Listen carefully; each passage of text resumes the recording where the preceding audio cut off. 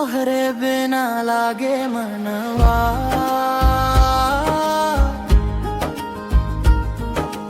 लहंगा में बिजली चमके हो जान, देख के दिलवा हो जाए परेशान।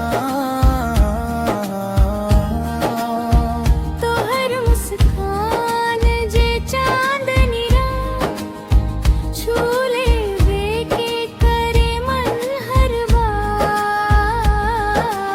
आजा हो सजनी बाहों में समा जा, दिलवा के धड़कन तू बन जा। तोहरे बिना लागे बिन रात,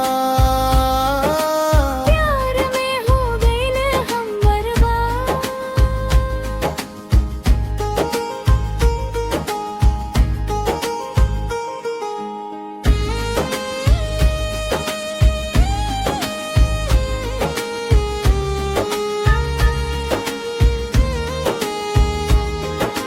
कजराई अखियां कर जादू, दिलवा में उठे प्यार के बादू। चुनरी उड़े हवा के संग, हमरो दिल उड़ जाए अंग अंग।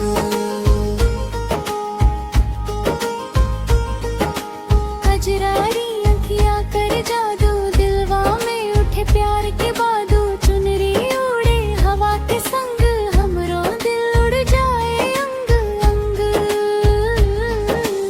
आजा हो सजनी बाहों में समा जा, दिलवा के धड़कन तू